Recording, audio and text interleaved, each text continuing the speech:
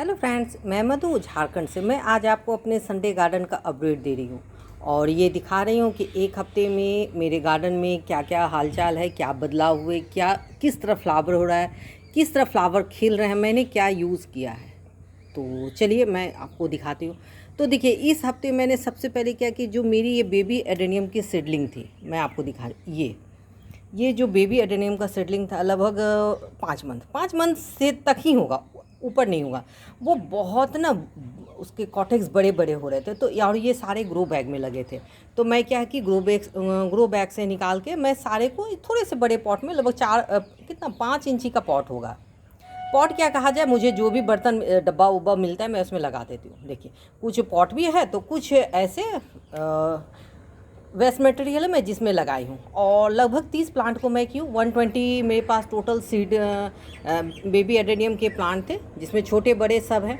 और आपको जो वो छोटा दिख रहा होगा पीछे, इसका रीज़न क्या है कि देखिए मैं आज आपको दिखाती हूँ। मेरे घर के बगल से ही वो ट्रेन क्रॉस करती, इसलिए इतना आवाज़ आता है। कितना हटाऊँ, अब मैं हटाना छोड़ दी हूँ। आप लोग भी देखिए, जस्ट मेरे घर से थोड़ा सा होगा 100 मीटर के डिस्टेंस में। देखिए, तो यहाँ पर जो ये छोटे रह गए, रीज़न क्या, मैंने रिपोर्टिंग करने में लेट कर दी। इसलिए कहते हैं, इसलिए मैं हमेशा कहती हूँ कि अगर आपके जो आपने सीड ग्रो किया 1 मंथ का हो, मतलब 4 से 6 लीफ हो आए आपके, तो आप उसको रिपोर्टिंग कर दीजिए। मैंने नहीं किया, उसका रिज़ल्ट देखिए क्या हो रहा है। तो प्लांट ग्रोथ नहीं करा। और जिसको मैंने सही टाइम पे रिपोर्टिंग की, तो उसका देखिए ग्रोथ कितना है कि आज वो बड़े पॉट में आ गया और वो बेचारा अभी भी वहाँ पर। इसलिए मैं कहती हूँ, अगर गार्डनिंग कर रहे हैं तो अगर समय का अगर आप नहीं वैल्यू किए तो आपके प्लांट जल्दी ग्रो नहीं करेंगे। अब बताइए, ये भी लगभग 3 मंथ 4 मंथ 5 मंथ के सब हैं, क्या इसमें फ्लावर आएगा? नहीं। लेकिन इस वाले का जो ये 5 मंथ के हैं, 2 मंथ में इसमें फ्लावर आ जाएगा। मैं इसमें 1-2 फीडिंग डालूंगी, ये आ जाएगा। तो रीज़न बस मैं ही कहती हूँ, अगर गार्डनिंग कर रहे हैं तो समय के अनुसार वर्क कीजिए। नहीं करने से क्या होता है, मेरे जैसा हाल होगा। देखिए, अब कुछ कुछ को मैं बड़े पॉट में शिफ्ट की हूँ, जैसे ये वाला। ये लगभग 6 इंचज़ की अप है और ये इसका डायमीटर 12 इंची का है। और इस पर मैं दी हूँ, इसमें डार्क ब्लैक कलर का खिलता है, बहुत ही खूबसूरत। और अभी देखिए, मॉर्निंग का लगभग 7 बज रहा है, इतना तेज़ धूप है ना। यही होता है, बरसात के बाद जब धूप निकलता है तो वो बहुत खुल के और तेज़ धूप होता है। अगर मैं आपको लोकेशन दिखाऊं तो देखिए क्या हाल है एकदम। और इतना तेज़ धूप और इतना गर्मी की मत पूछिए। तो यही होता है। और अगर इधर मैं सारे फ्लावर को दिखाऊं तो फ्लावर मेरे गार्डन में बहुत ही अच्छा खिल रहा है, एक से बढ़कर एक कलर है। जैसे मैं आपको यहीं दिखा रही हूँ, ये हाइब्रिड सीड ग्रोन का मेरा फ्लावर आया है। ये जैसे ग्राफ्टिंग मैं की हूँ, ये भी पहले का ये ग्राफ्टिंग किया हुआ है, अभी नहीं, पिछले साल का ही। देखिए, और इसके कलर देखिए कितने खूबसूरत है। देखिए, धूप में कुछ ऐसा लगता है और अगर मैं साइड में करूँ तो कुछ ऐसा। और वहाँ पर देखिए ब्लैक आईडी में भी है, बहुत खूबसूरत। आईडी तो मुझे नहीं मालूम, लेकिन हाँ, आप एक चीज़ ध्यान दीजिए, देखिए कितने बर्ड्स और कलियाँ खिली हुई है। रीज़न, मैं इस मानसून में भी हर एक 15 दिन में मैं कोशिश करती थी कि 1 ना 2 फीडिंग मैं दे दूँ। कौन feeding? Liquid fertiliser. Potting media में तो मैं कम ही यूज़ की हूँ, क्योंकि देखिए पॉटिंग मीडिया में कीजिएगा, बरसात के पानी से वो बह जाता है। और फ्लावर बहुत खूबसूरत, देखिए मैं आपको दिखा रही हूँ। और यहाँ पे भी देसी पेटल भी काफ़ी अच्छा चल रहा है। तो इस टाइम में आप मैं कहूँगी अपने एडेनियम में, अब मानसून ख़त्म ही होने वाला है, पॉटिंग मीडिया में ज़रूर फर्टिलाइज़र दीजिए। और पॉटिंग मीडिया में फर्टिलाइज़र देने के साथ मैं कहूँगी हर एक 15 दिन के इंटरवल में फोलिज स्प्रे कीजिए। चाहे आप ऑर्गेनिक कीजिए, इनऑर्गेनिक कीजिए, बायो एंजाइम कीजिए, जिसका भी आपको के पास अवेलेबल है, लेकिन ज़रूर कीजिए। ये देखिए मेरे हाइब्रिड सीड ग्रोन का फ्लावर है, और कलर देखिए कितना खूबसूरत लग रहा है। ये भी हाइब्रिड सीड ग्रोन से तैयार है। मुझे कमेंट आया था, हाइब्रिड सीड ग्रोन से जो आपके सीड बनते हैं उसको आप मतलब सेल कीजिए। मैं आपको दिखा रही हूँ, देखिए सीड बने हैं कैसे। यही वो प्लांट है, मैं आपको हमेशा दिखाती हूँ। ये वो मदर प्लांट है जिसके सीड से मैं ग्रो की थी, तो मुझे 20 कलर मिला। लेकिन मैं आपको दिखाऊं, देखिए 2 सीड पॉट बने हैं और ये दोनों इतने अनहेल्दी हैं कि ये आज ना कल ये टूट के गिरेंगे ही। एकदम ग्रोथ ही नहीं है, मानसून में हुआ ही नहीं।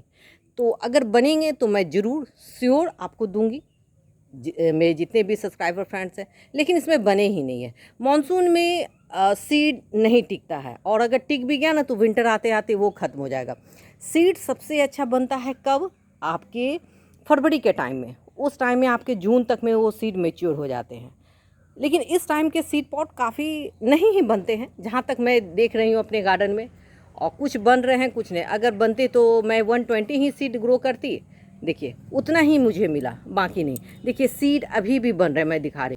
देखिए यहाँ भी सीड बने हैं, लेकिन ये एकदम अनहेल्दी है। देखिए ये ग्रो ही नहीं किया है, तो ये क्या मैच्योर होगा?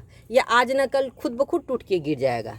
देखिए जब तक सीड मैच्योर नहीं होंगे तो नहीं होंगे। तो ज़्यादा पानी के भी चलते सीड क्या होता है, अच्छे से डेवलप नहीं कर पाते हैं। और सीड का सही टाइम होता है मार्च से। और अगर मैं यहाँ पर दिखाऊं तो सारा ये है। और मैं कहूँगी इस समय मिलीबग बहुत लग रहा है, मुझे बार बार कमेंट आ रहा है, और मेरे भी प्लांट में हो रहा है। तो मैं सोच रही हूँ एक मैं मिलीबग पे एक वीडियो ही बनाऊँ। आए दिन मैं इसमें स्प्रे कर रही हूँ, लेकिन ये फिर देखिए आपको दिख रहा होगा सारे में मिलीबग। और ये मिलीबग लगने के कारण क्या हो रहा है, मेरे जितने भी इसमें जो कलियाँ बर्ड्स बन रही है उसको ये खा जा रहे हैं। और यहाँ पर देखिए जितने भी फ्लावर है एडेनियम के, बहुत ही खूबसूरती से चल रहे हैं। देखिए मैं आपको अगर दिखाऊं तो देखिए फ्लावरिंग फिर स्टार्ट है। तो इस समय मैं कहूँगी 1919 का और सीबी टेक्सेट। अगर आप केमिकल में आना चाहते हैं तो 1919 के लिए बात समझिए। 1 साल के नीचे के प्लांट को, जिसको प्लांट को संपूर्ण विकास लेना है, तो आप उसमें 1919 का यूज़ कीजिए।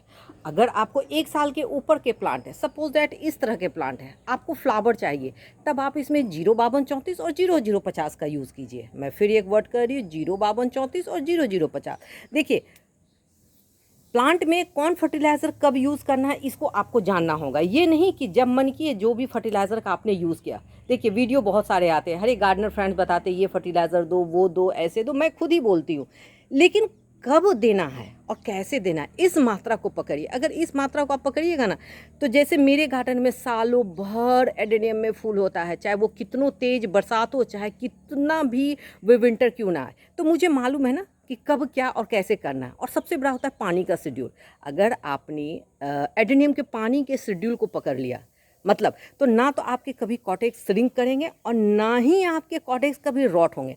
आप देख लीजिए इसका रीज़न क्या है, पानी। हाँ मैं पानी यूज़ अभी भी कर रही हूँ, लेकिन मैं आपको मना करती हूँ बिगिनर को कि मैं कहती हूँ ना कि पानी मत दीजिए, लेकिन मैं खुद देती हूँ। मुझे मालूम है ना कि मुझे इस पॉट में कितना पानी देना है, कब देना है और कैसे देना है, तब जाके आप देखिए मेरे कॉटेक्स इस तरह होते हैं। इसलिए मैं कहूँगी अगर आप चाहते हैं कि आपके भी एडेनियम इस तरह के ग्रो करे, इस तरह के फ्लावर खिले, तो आप मेरी वीडियो जो है ना एडेनियम प्लेलिस्ट, उसकी ज़रूर आप वीडियो देखिए। उसमें मैंने बहुत सारे टॉपिक को क्लियर किया है। और देखिए सब टॉपिक को मैं एक वीडियो में कंप्लीट नहीं कर पाऊँगी, तो मैं फ्लावरिंग के लिए ही बता दी। अब अगर आपके सपोज दैट इस तरह के, देखिए आपको एक चीज़ मैं दिखा रही हूँ, इस तरह के फ्लावर फट रहे हैं, ऐसे बिखरे बिखरे हैं, तो ये किसकी कमी होता है? ये बोरोन की कमी से होता है। तो आप इसमें बोरोन युक्त फर्टिलाइज़र का यूज़ कीजिए। अगर आपके पास नहीं है तो आप बोरोन नहीं है तो आप क्या कीजिए, माइक्रोन्यूट्रिएंट्स या ह्यूमिक एसिड या सीबीटेक्स किसी का भी अगर 2 ml 1 लीटर पानी में डिज़ोल्व करके करते हैं तो आपके इस तरह फटे हुए एडेनियम का प्रॉब्लम ठीक हो जाएगा। फर्स्ट। सेकंड मैं बता रही हूँ, ये तो फटे हुए का है, ये कब होता है? मैं अपने गार्डन में, मैं अपने प्लांट में बता रही हूँ, बस जब वो एक फ्लावर ही फटा होता है, फर्स्ट फ्लावर। लेकिन जब सेकंड ब्लूमिंग होता है तो फटा हुआ नहीं होता। देखिए इसी ये प्लांट का है जो वहाँ पे वो फटा है, और देखिए यहाँ पर ये खिला है, देखिए नॉर्मल। तो इसलिए ऐसी बात नहीं है कि हर एक सॉल्यूशन, हर एक प्रॉब्लम के लिए हम लोग उसका सॉल्यूशन फर्टिलाइज़र में ढूंढें। कुछ नेचर पे भी छोड़िए, काफ़ी ठीक होगा। और अगर चाहते हैं तो मैं कहूँगी आप दे सकते हैं। मैं खुद बोरोन ली हूँ, लेकिन अभी तक मैं इसमें स्प्रे नहीं की हूँ। मैं जब करूँगी तो मैं आपको दिखाऊँगी। और देखिए इसके कलर देखिए, और ये ट्रिपल पैटर्न, इसी के मैं सीड को ग्रो जब की थी, ये ग्राफ्टिंग की उसमें, तो इसी से मुझे 20 कलर मिला था। तो मैं सोच रही इसी वाले कलर का मैं इस बार ना बहुत सारा ग्राफ्टिंग करूँ। हाँ, और मैं सोची हूँ कि थोड़े से प्लांट को मैं सेल कर लेती हूँ। मेरे व्यूवर बहुत डिमांड कर रहे थे। तो देखिए पूरा तो प्लांट नहीं है, 5-6 कलर है और छोटा सा है, मतलब 60-70 प्लांट है। अगर आप लोग को लेना रहे तो आप मुझे कमेंट सेक्शन में कमेंट कीजिएगा, मैं आपको बता दूंगी डिटेल। और देखिए यहाँ पर ये है, यहाँ पे सारा देसी का है। और देखिए ये कैसे ग्रो कर रहा है, देखिए ये सारा और इतने बड़े बड़े कॉटेक्स हो, जैसे हम लोग के लोकेशन में फिर 2 दिन से पानी नहीं है, तो मैं कल शाम में, सवेरे नहीं कल शाम में मैं सब में वाटरिंग क्यों क्योंकि ये प्लांट अगर मैं पानी नहीं, इतने इतने बड़े प्लांट है, इतने इतने इसमें कलियाँ बनी है, बर्ड्स बने हैं, फ्लावर है, लीफ है, अगर मैं पानी ना दूंगी तो ये श्रिंक करेगा, फ्लावर जल्दी गिरेगा। इसलिए मैंने सब में कल शाम में ही डिप वाटरिंग क्योंकि हम लोग के लोकेशन में भी 2 दिन पानी फोरकास्ट नहीं दिखा रहा है। इसलिए मैं कह रही हूँ, अगर आपने गार्डनिंग कर रहे हैं तो आपको कुछ चीज़ समझना होगा कि कब आपको पानी देना है, कब ये क्या करना है। और देखिए मैं दिखाई, और यहीं पर से मैं दिखाऊं तो देखिए सारा मेरा जेट प्लांट छत पर है, तो मैं ये भी दिखा देती हूँ। मेरी जेट प्लांट पे भी बहुत सारी वीडियो है, अगर आप उसको चाहिए तो कंप्लीट फुल वॉच कीजिए, आपको काफ़ी समझ आएगा। देखिए मैं इस समय रफली कर रही हूँ, अगर आपका कोई भी प्लांट है, चाहे वो जेड हो, बोगनविला हो, एडेनियम हो, कोई भी नथिंग, एनी फ्लावरिंग प्लांट, आप 1919 CV texted, micronutrients, humic acid, ये सब का आप यूज़ कर सकते हैं। मैं क्या बोली, सब में आप यूज़ कर सकते हैं। एक कमेंट आया था, क्या मैं इस सारे फ्लावर का जितने भी आप फर्टिलाइज़र बताते हैं और भी फ्लावरिंग प्लांट में कर सकते हैं? हाँ, किसी भी फ्लावरिंग प्लांट में कर सकते हैं। जब आप फोलिज स्प्रे कर रहे हैं तो 15 दिन का इंटरवल रखिए, और जब आप पॉटिंग मीडिया में डाल रहे हैं, मैं फिर एक वर्ड करूँ, जब आप पॉटिंग मीडिया में डाल रहे हैं तो 1 मंथ का इंटरवल रखिए। और कोई ऐसा नहीं है कि जो एडेनियम के लिए फर्टिलाइज़र वो हम बोगनविला में यूज़ नहीं कर सकते और बोगनविला का हम एडेनियम में नहीं कर सकते। बस आपको जानना होगा कि फर्टिलाइज़र की मात्रा, अगर आप बिगनर हैं तो मैं एक वर्ड करूँगी, अगर आप बिगनर हैं तो फर्टिलाइज़र की मात्रा थोड़ा कम यूज़ कीजिए, और अगर आप एक्सपर्ट हैं तब तो फिर आपको खुद ही पता होगा कि कितना कब किस में फर्टिलाइज़र देना है। और एक चीज़ समझिए, मॉनसून में आपके पॉट में जितने भी आपने फर्टिलाइज़र डाला था वो अधिकतर बह गया है, इतना तेज़ बारिश में बह गया है, तो कुछ फीडिंग देना होगा। फीडिंग आपको क्या देना होगा, आप अपने सहूलियत के अनुसार से आप दे सकते हैं।